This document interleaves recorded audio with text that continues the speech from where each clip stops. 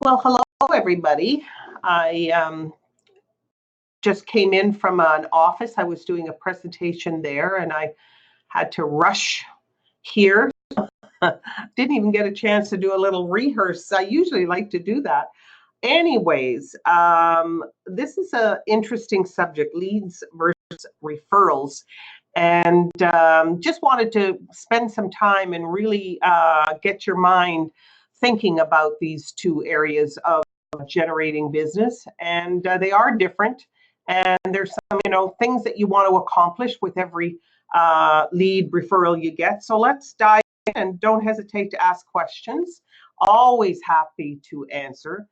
So what is a lead? A lead is unqualified. It's a chance opportunity with some potential behind it. Okay. But you don't know if they could afford it. You haven't qualified them. So, they're unqualified. It's not a personal introduction. There's no assurance that the lead will pan out. A lead has not given you permission to contact them. You have a lead in and you have a referral. It's basically a cold call is what it is, So the most important thing is to remember, there are differences to how you approach people. So a lead can be a referral. It could be next door neighbor telling you about somebody that they know or something like that. So it can be a referral from somebody. You can get that lead from someone, but leads can be very different. As I said, that's why I wanted to talk about what is a lead. A referral is a lead to you, but it's different. Okay. There are reasons or motives to contact someone. Leads are not always somebody that is looking for someone to call them. A referral can be, okay? So when you're given a prospect lead, you're the one who's reaching out, okay? And a referral can be different. So, but with a lead, it's you that's making the connection with the person, which makes it a different type of way you structure the call and the kinds of things that you would say and ask, for example. Referrals are pre-qualified in some ways, okay? A referral is where someone directs one person to contact you who needs your experience, okay, or expertise. There is the idea that the referral has been qualified to some extent before the information is passed to you. So you are assuming with a referral that the client that's being referred has given information about you as well. So think of a referral as a qualified sales opportunity where the two parties are introduced by somebody. So you see, that's the very, very different, because here consent is the prime aspect. That's different. So as we can see, is you consent to contact them and they've been introduced or for you call or qualified. So the idea is it possible for you to take some of your leads and turn them into a referral? And we'll come back to that because there are opportunities for you to do that, and that's why I wanted to have the conversation of the differences and how you would handle each one. Of course, the upside of generating leads, that's what our business is all about. That's in the real estate business, to create a sales pipeline. Right now, your pipeline, I used to make fun of new agents with this oftentimes. They come into the business and, they say, well, what do I do now? I say, make a list of everybody all your family, your friends, and so on. Make a list of all these people. And let's put a letter together and then get on the phones and call them.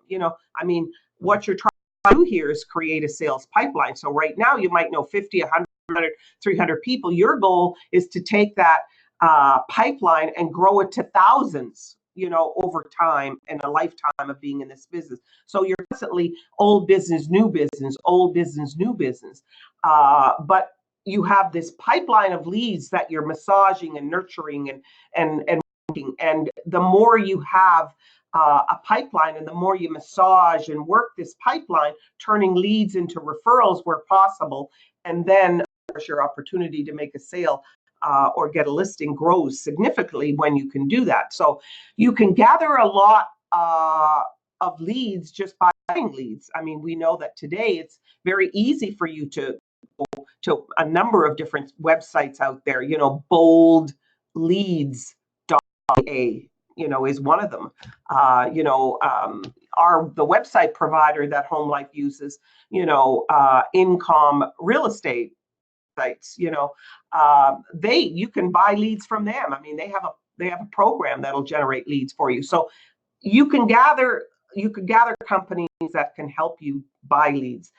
Then once you've got these leads, your job is to sort of do your homework by contacting them and getting information about them, building a relationship with these leads, and then filtering out the ones that you don't think will ever amount to anything. So, but it's basically a staying in touch through great content.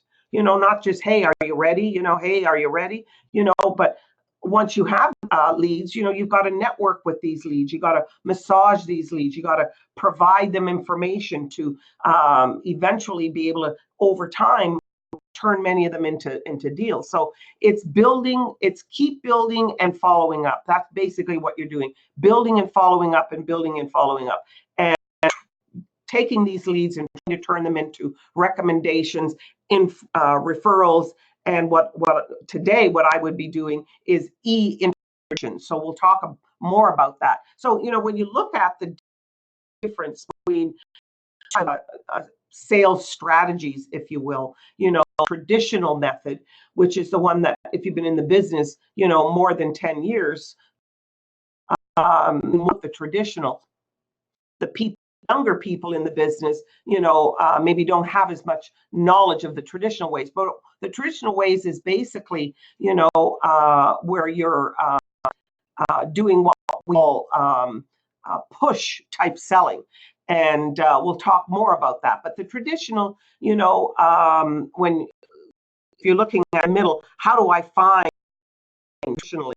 And what are the pros and cons about it? Well, you can buy lead lists, as I was saying to you, that there's when you're doing that, though, you have a limited amount of information with these lead setting oftentimes. And you get a problem reaching them sometimes because they have gatekeepers and it's getting through to the gatekeeper oftentimes is a big problem. And then playing telephone tag kind of thing with somebody that doesn't know you. So it can be a real issue in the traditional ways that we were doing it. It's random. As I say, you're limited to internal records and accumulate. You have an accumulation of a lot of useless data kind of thing. There's somebody at my door. Hang on, sorry.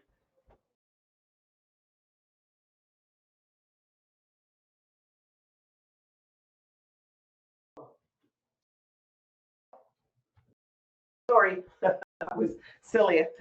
Anyways, every time. So relating to these traditional methods is hard to relate to people. It's hard to engage with people because you're relying, and as I say, that's push marketing. And what you're really doing with push marketing is pushing yourself onto them. They didn't ask for you to send them this. So when you send out in direct mail, they didn't ask.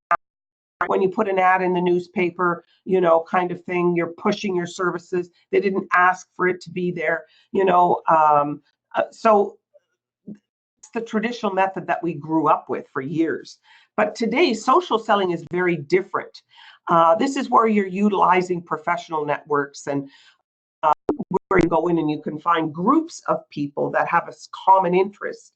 And it's so much easier to find them because I can go to Google now and I can do some buying of ads space and looking for certain qualified type of people. I can do that through my social sites. I can concentrate on exactly the kind of targeting of a customer that I want.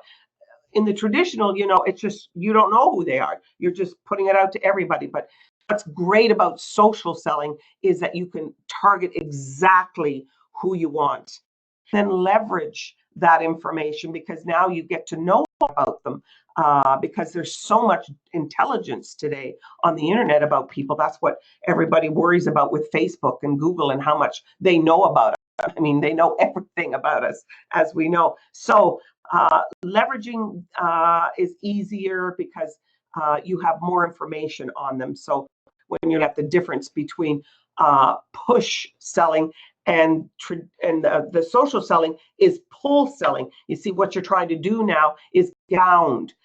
You're getting more people to be able to come to your website and connect with you through social media and get them convert with you online, and you get to know them little by little over time.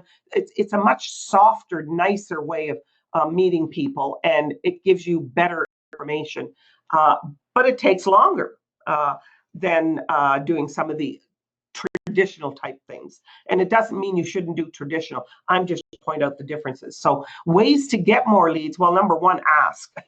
That is something that I say real estate agents don't do enough.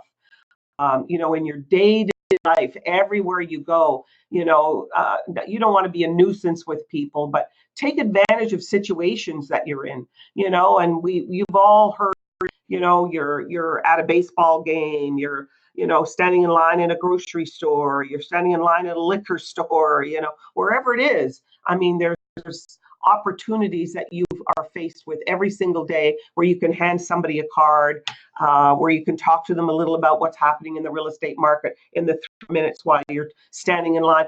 These are opportunities. So ask, is the first thing, but, you want to ask at the right times. You don't want to just ask at any time. So there are good times and bad times. You wouldn't go be invited to a housewarming party or, somebody's house party of some and spend the whole night asking for business. I mean, that would be totally inappropriate.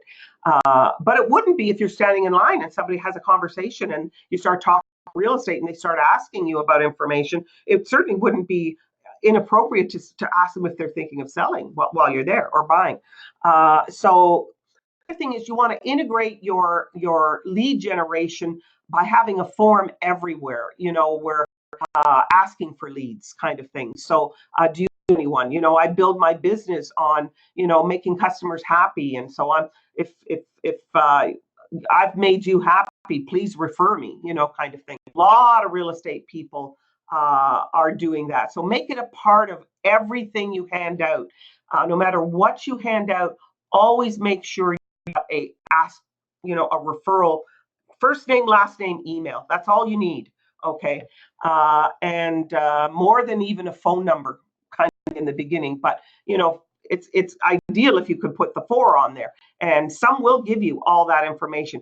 Create a referral program, kind of thing. Put a package together so that when you're talking to real estate agents from another state or province or city or area, and you want to do some exchange, you have a package already put together.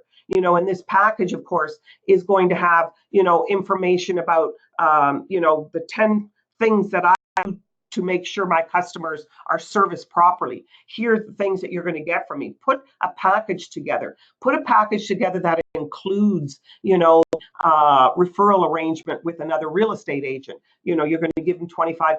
Put the form in there. As you know, real estate agents, we have forms that are available for that the real estate board puts out for us. So put this package together so that when someone says to me that, yes, I wouldn't mind sending you referrals, I say, let me send you my package.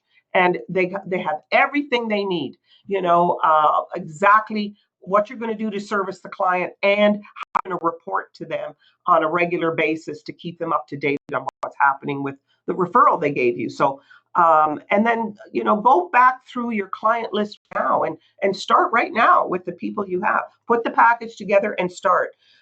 So, streams, I'm just looking at different streams of leads and you know, where you can get these leads and referrals. Again, from your social sphere of influence, past clients. We talked about social media, you know, for sale by owner leads. Okay. If you're doing geographical farming, as you're talking to people, you know, they may not be thinking, but they might know somebody who is, that needs your services. You know, online lead generation, we talked about it, you know, at open houses. That's, you know, you're there to get leads. You're not there to sell the house. You're there to find people who want to buy and who want to sell real estate. Remember why you're there, okay, at an open house. Business to business referrals. This is where, you know, if you're doing any kind of geographic farming, getting to know the business owners in the area and starting to see if you can get leads from them, do some services, promote their business in your newsletters and socially let them know that. So it's getting to know people through that. Networking, you know, do more networking and join more associations, you know, get to know some builders, you know, and then buyers, seller seminars, you know, go to some of these, you know, where there are people. I've attended buyer seller seminars. You know, these people that on the seminars, and what they're looking for is people who want to invest in their services, teaching them how to be able to build wealth through real estate. Attend some of them, you know, and there's a place to find some clients they want to buy. They're interested in real estate. So that's a place. You know, investors, landlords, relocation companies, door knocking. We talked about paid leads, you know, at sporting events, as I say, in associations. These are all different things that you need to think about, sources and places for you to try and generate leads and referrals. So we talked about purchasing leads, and of course, website, browsing, job boards. You know, people who are looking for a job might also be looking to relocate. You know, printed flyers, all of that, making sure that you've got all of these areas of real estate working for you, you know, that you're not just doing one thing. You've got to be doing all of these things to be able to generate lots of leads and then trying to work them into a referral. You know, now some leads, when leads and when you're, you know, people are coming to your website, that's a different thing. But if someone says to you, then know someone, oh yeah, as a matter of fact, somebody at work that was telling me they were thinking of buying a house. Now you see there's a lead. So now what you want to do is see if they can actually refer you and through an e-introduction. The first thing I would be trying to do, rather than you say, well, are you willing to share their name? And, you know, I'd love to be able to call them. Rather than you making the call, see what you can do right at that very moment. Obviously, give them your business card. Give them a couple of, they should have a few of your cards on them. And then see if there's a way that you can get them to send an e-introduction to the two of you. Would you be willing to do that? Ask them. I've done that a lot. I do e-introductions. I bet you every week I'm introducing me to someone through e-introductions. So that's what you want to do with when a person gives you a lead, you automatically want to turn it into an intro, because that opens the door so much easier for you when you make that initial contact. They're expecting it. They know who you are. These are, again, as I say, different ways that you can look for different leads. Recommendations, you know, that's what's so good about having social walls. You know, you can use your social walls and ask for your people on your social sites to make a recommendation on you. That's one of the things I love most about LinkedIn, because they have a whole section geared to that. And you should get a client that you've ever done business with to make a recommendation for you, and get them to put it in writing, and then you upload it to the internet. You know, just get their permission to do so. Send them an email. You know, would you allow me to do that? You know, would you give me a recommendation? Here's what a few other people have said about me, and please let me know if you would be prepared to do that. And I'd love to put it on my you know, my LinkedIn site and my social sites and my website. That I know you can do. It's easy to ask that part, especially when you've made somebody happy. People who recommend you They know your reputation. They know you direct. They know how you service. I mean, these people are enthusiastically endorsing you now. So it makes such a difference. So, say goodbye to to problem clients when people are recommending you like that. It's so much easier. That's why that's the customer. That's why you constantly want to be networking your people and training them to help you with lead generation in a nice way without them feel harassed. So it's the who do you know kind of thing. There's shades, as I said, of referrals. They vary in quality, according to how much involvement the other person who's referring you, because it might be a referral over lunch. You see, that's very different than someone who's going to say, yeah, next time I'm at the office, I'll mention it. That's one kind of variation of, of them saying that they'll refer you. The getting an intro is another, having them take, let's do lunch together. Okay. And I'll introduce you that way. So there are varying ways. It's great to be able to try and when you get that lead, know how to be able to work with that lead. The leads, obviously, that you're getting when you buy leads, when you are doing them through the website, that's where you have an automated follow-up system in place to be able to reach out to this client on a regular basis. So once they generate an interest in you, you bought the lead, they go into a drip campaign. They came to your website, they automatically go into a drip campaign.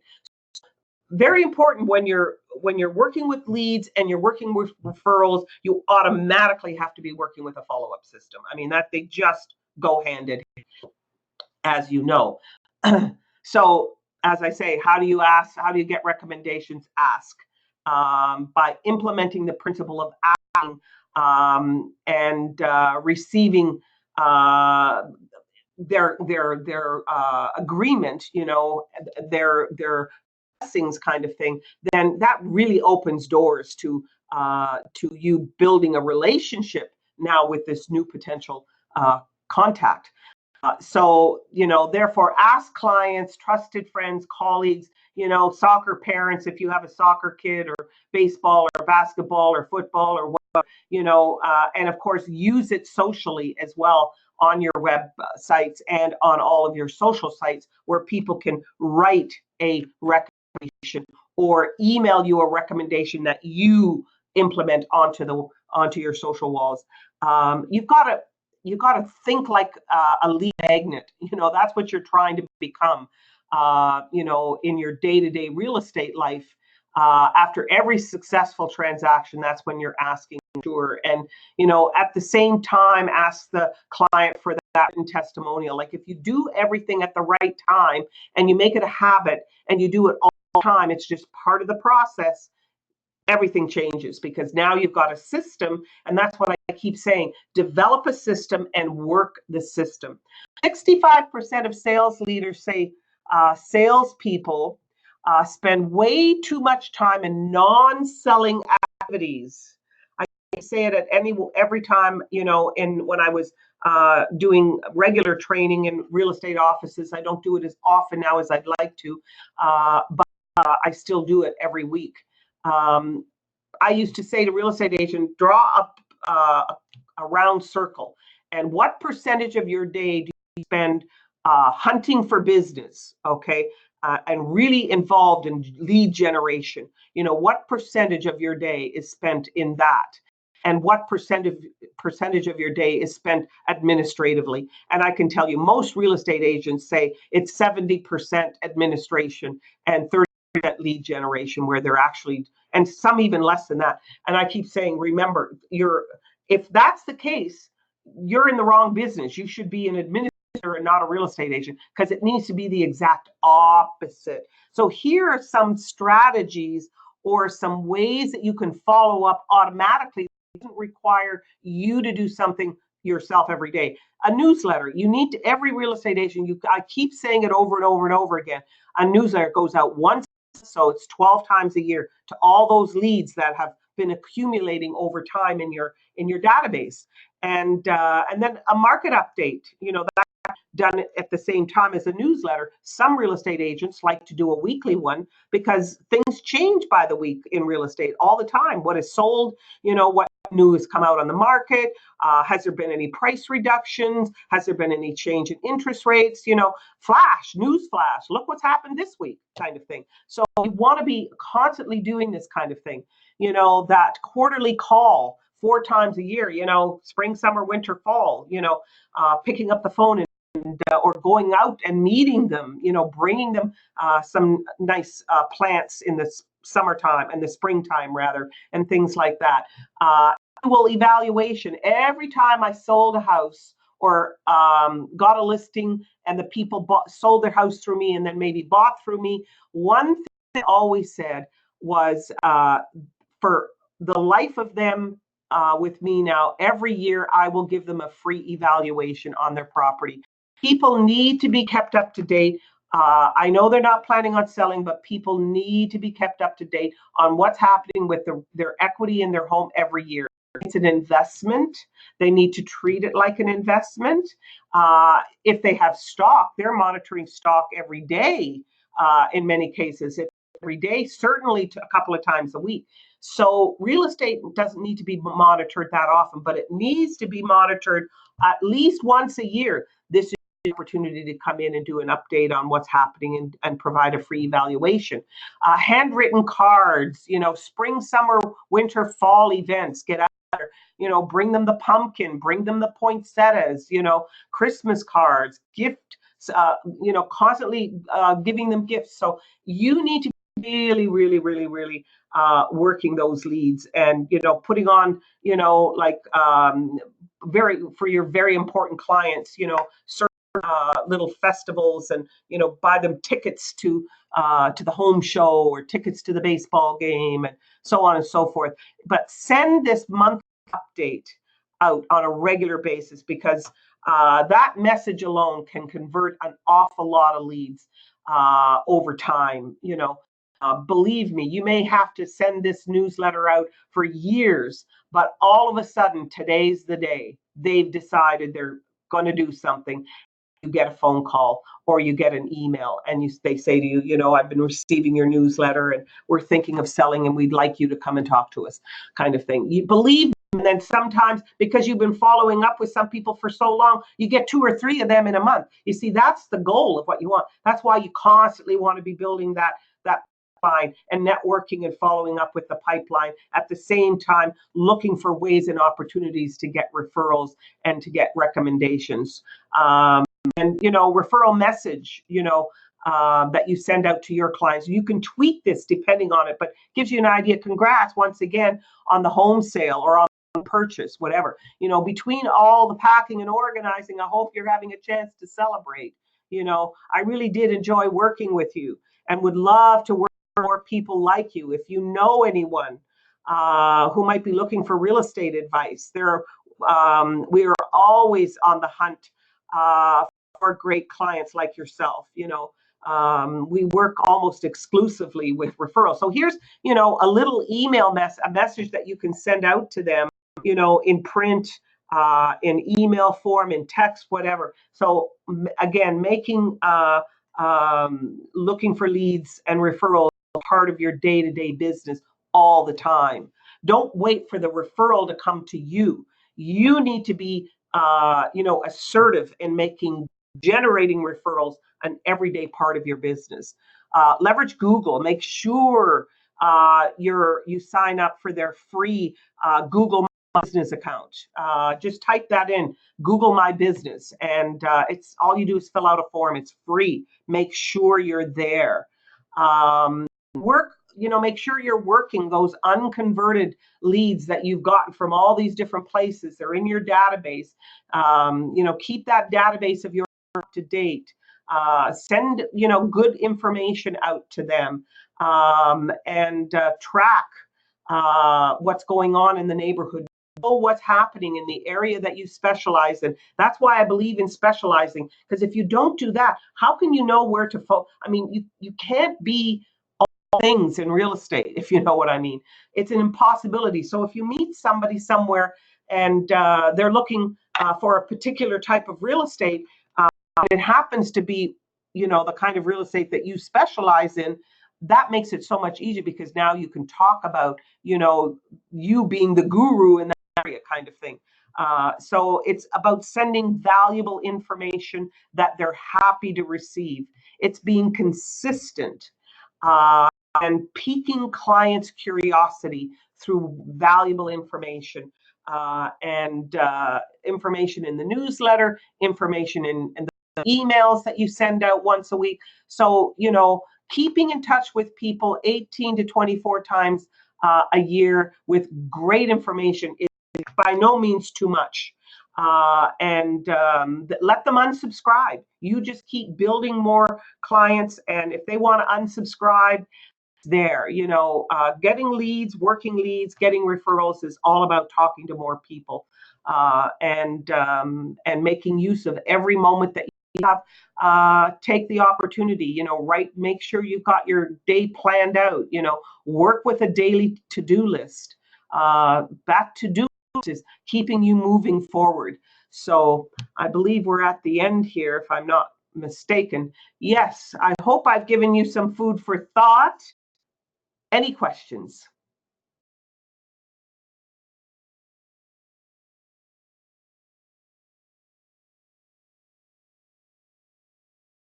All right. Thank you very much. I see a couple of thumbs up. Always happy to get the thumbs up. Look forward to having you back again next week. You guys have yourself a great week. Thank you once again for being here. And Linda, nice of you to send me your little thank you. And Suleiman, again, appreciate all of you. Oh my God, I'm getting bombarded. That's wonderful. Thank you, Ashish. Appreciate your messages. Bye, everybody. See you next week.